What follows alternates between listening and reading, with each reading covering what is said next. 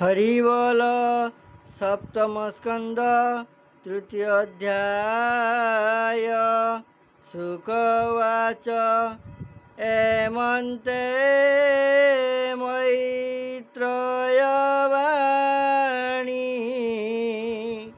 विदुर दृढ़ चित्ते शुणी आनंद मने व्याससुत कपळे देई बेनिहस्त रमफूलक तार देहि पूछे मैत्रय मुख चाहि।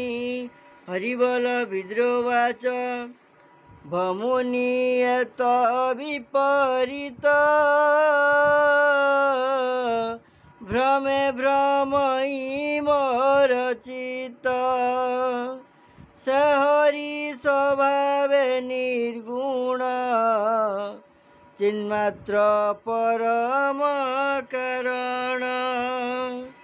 लीला विहारे गुण क्रिया कि रूपे सर्जे तार माया बालक क्रीड़ा भाव जेने एतन घटे अनुमाने इच्छा स्वभावे खेल तार एनो हे मोहर गोचर जे निद्रागत निज सुखे से किं पामिसे ते दुखे जे गुणमयी माया बळे विश्वसर्जयी अवहेले पुणी पालिन करे अंत व्यापारी पुरुष जेमंत जे जीव आत्मा ब्रह्ममय किंपा अविद्या संग होए कर्म करई नाना मते जे देश काल पात्र अर्थे केमंते सृष्टि से करई से कर्म ताकू न लागई माया संजोगे निपातई अन्य पुरुष प्राय होई से एक सर्व आत्मा गति सकल क्षेत्रे तार स्थिति कर्मरु सुख क्लेश स्फुरे से किं पाए कर्मे विहरे अज्ञान संकटे ममन पड़ी भालई छन छन एणु मने जेते खेद ज्ञान खड़गे मुनि छेद। हरिबोल शुकवाच कहन्ति शुक मुनिवर शुण परीक्ष दंडधर एमन्ते विदुरर वाणी सानन्दे मैत्रय शुणी विष्णु चिंतन अनुरागे ଶିଖନ୍ତି ତାର ଆଗେ। ହରିବୋଲ ମୈତ୍ରବାଚ ସେ ବିଷ୍ଣୁ ମାୟାମୟ ଦେହି ଏମନ୍ତେ ମନକୁ ମୋହଇ ଈଶ୍ୱର ସ୍ୱଭାବେ ବିମୁକ୍ତ ତାର ବନ୍ଧନ ମାୟା ମାତ୍ର। ଯେସନେ ସ୍ୱପ୍ନେ ଅନୁମାନ ହୁଅଇ ମସ୍ତକ ଛେଦନ ସେ ରୂପେ ଆତ୍ମାର ବନ୍ଧନ ଅସତ୍ୟ ସତ୍ୟ ପ୍ରାୟ ଜାଣ। ଆତ୍ମାର ବିପରୀତ ଭାବେ ଈଶ୍ୱର ଈଶ୍ୱର ସ୍ୱଭାବେ। ଶରୀର ଭେଦେ ଇଚ୍ଛା କରେ ଯେସନେ ଦର୍ପଣ ଭିତରେ ଦେଖନ୍ତା ପୁରୁଷକୁ ମୋହେ ତାର ବିକାର ଦେହ ବହେ। କର୍ମ କରନ୍ତେ ସେ କରଇ ସେ ଜହ୍ନେ ତାକୁ ନ ଲାଗଇ। ଏମନ୍ତେ କୃଷ୍ଣ ମାୟା ବଳେ ଚନ୍ଦ୍ରର ଛାୟା ଯେହ୍ନେ ଜଳେ। ଜଳ କମ୍ପନେ ସେ କମ୍ପଇ ସେ ଜହ୍ନେ ତାକୁ ନ ଲାଗଇ। ତେମନ୍ତେ ଜୀବ ମାୟା ବଳେ ଆତ୍ମାରେ ନ ରହେ ନିଶ୍ଚଳେ। ଯୋଗୀଏ ଯୋଗ ଧ୍ୟାନ ବଳେ ଆତ୍ମାରେ ରହନ୍ତି ନିଶ୍ଚଳେ। ଇନ୍ଦ୍ରିୟ ତାଙ୍କୁ ନ ଲାଗନ୍ତି ଅନ୍ତରେ ନିଶ୍ଚଳେ ରହନ୍ତି। ବିଷ୍ଣୁର ପାଦ ସେହି ମତେ ଯେବା ଚିନ୍ତନ୍ତି ଅବିରତେ। ତାଙ୍କ ଦେହେ କ୍ଲେଶ ଯେତେ ଦହନ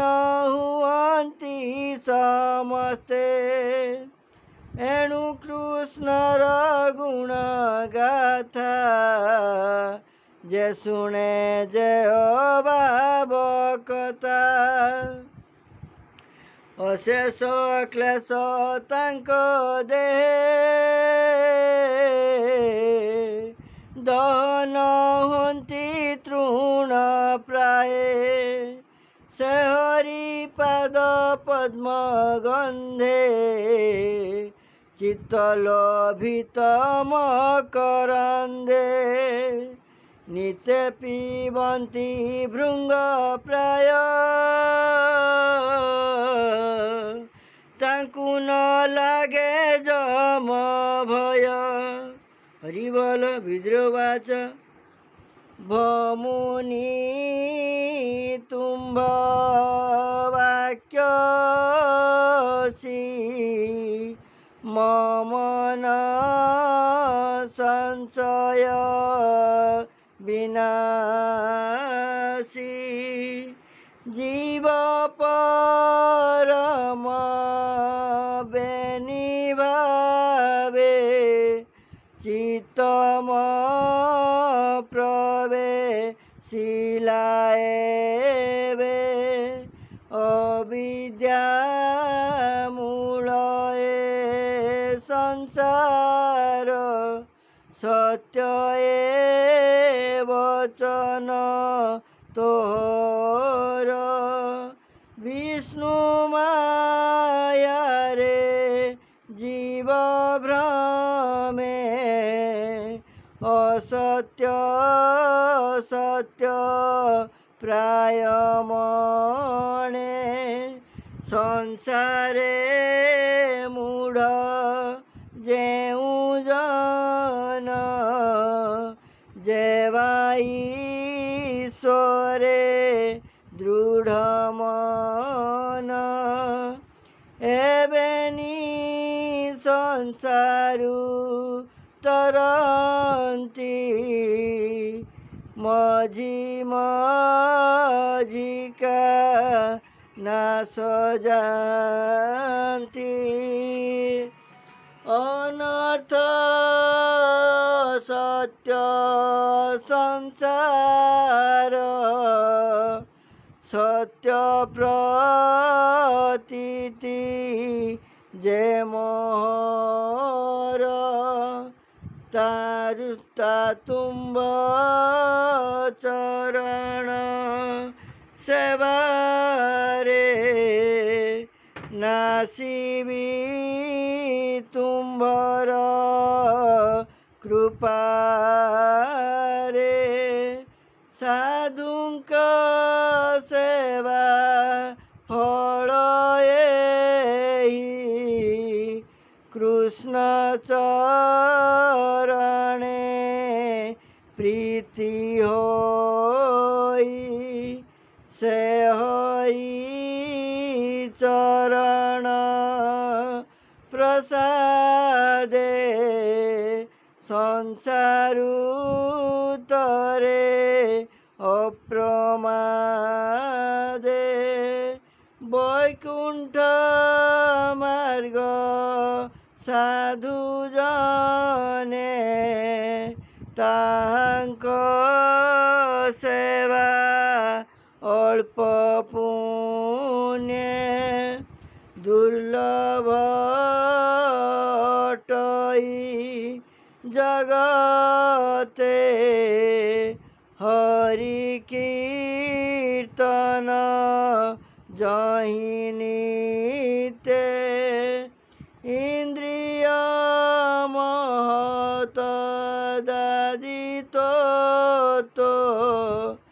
বিরাট পুরুষ সহিত এহাঙ্কু সর্জি নারায়ণ অংশে প্রবেশ তহি পুণ সহস্রপাদ উরুহস্ত যা দেহে ব্রহ্মাণ্ড সমস্ত হরি বল। ব্রাহ্মণ আদি চারি জাতি বিশেষে তাহার বিভূতি বিস্তারি কতু কারণে ক্ষীণ সংশয় হয়ে জেনে এ সৃষ্টি বিস্তার কারণে যেমন্তে প্রজাপতি গণে স্বর্গ সমেতে প্রতি স্বর্গ মনু মনু অন্তর ভোগ এহাঙ্ক তহু বংশ যেতে বংশানুচরিত সহিতে বিরাজ রূপ দেহ মধ্যে যেবা বসন্তি অধ ঊর্ধ্বে চতুর্দশ লোক স্থিতি কে কেতে অন্তরে বসন্তি দেব মনুষ্য পশুগণ পক্ষী পতঙ্গ ভূমি তৃণ সে ধ্বজ উদ্ভিজ যে অবা পুଣି জরায়ুজ এহাঙ্ক স্বর্গর বিভাগ ভমুনি কহ মোর আগ যে গুণে যেবা অবতারে সৃষ্টি পালন অন্ত করে যেমন্তে সৃজে শ্রীনিবাস তার মহিমা তু প্রকাশ যে বর্ণাশ্রমঙ্ক বিভাগ সুশীল স্বরূপ স্বভাব ऋषिंक जन्म कर्म जेते वेद वृक्षर शाखा केते यज्ञ विधाने वेद विधि जोग साधने जेते सिद्धि हरि बोल जय जगत कृपालु परम दयालु नाथ नाथाय देव देवाय हरि हरि बोल जय जगत कृपालु परम दयालु नाथ नाथाय देव देवाय हरि हरि बोल जय जगत कृपालु परम दयालु नाथ नाथाय देव देवाय जेमन्ते सृजे श्रीनिवास तार महिमा तु प्रकाश जे वर्णाश्रमंक विभाग सुशील स्वरूप स्वभाव ऋषिंक जन्म कर्म जेते वेद वृक्षर शाखा केते यज्ञ विधाने वेद विधि जोग साधने जेते सिद्धि निष्काम सांख्य विद्यासार जे तंत्र मंत्रर विचार पाषाण्ड पथर वैषम्य जे अनुलोम प्रतिलोम जीवर गति जते मार्गे जे रूपे गुण कर्म जगे धर्मार्थ काम मोक्ष आदि जे मार्गे जे मंत संपादी जे वार्ता दंड नीति बेनी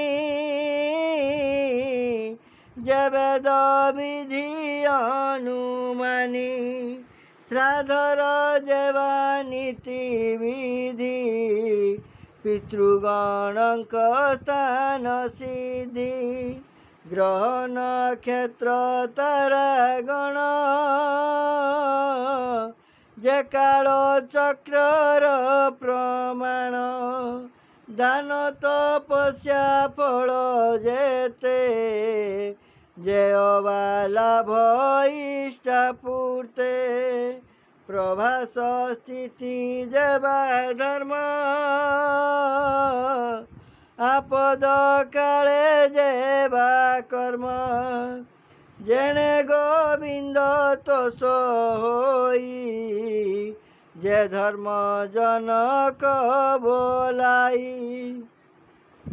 से हरि प्रसन्न जे मन्ते भमुनि कह दया चिते सेवक शिष्य ऋषि गणे ज्ञान कहती साधुपणे हरि हरि बोल जे पुत्रे पिता तोष होई स्वधर्म मार्गे शिक्षा देई दीनवत्सल जेणु गुरु पचारु अबा न पचारु तत्प्रलय केते मते सृष्टि रे संचरती जेते विराज रूपे देहे थांती पुणी के मन्ते लीन होती आत्मार स्थिति अबा कहीं किवा स्वरूपे प्रकाशई जे गुरु शिष्यंक संवादे ज्ञान साधंती मोक्ष साधे ए आदि जेते प्रश्न मोर पंडित जने जे गोचर केमंते पुरुषंक दे ज्ञान वैराग्य भक्ति होए हे जेते प्रसन्न मोहरी हरि महिमा इच्छा करी पूछिली तुम्हार ग्रते भमुनि कह सर्वमते जेणु माया रे पड़ी मुही ज्ञान विहीन होई तुम्भ कृपारे चक्षु पाई निर्भय विहरी विमोही जीवर जेवा भय दे जीवर जेवा भय दहे हरि देखाए सर्वदे जेते वेद यज्ञ मंत्र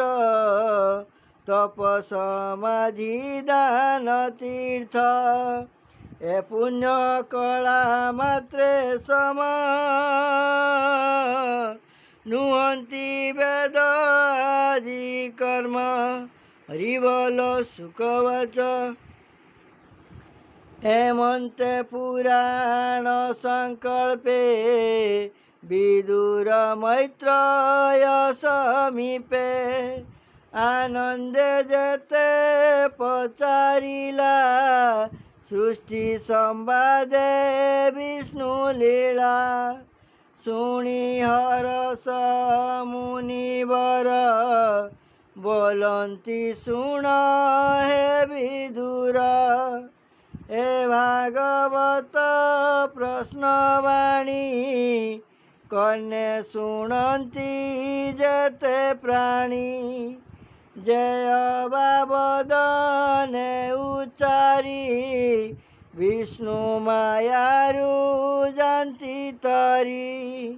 तृतीय स्कंदे भागवत कहि दास जगन्नाथ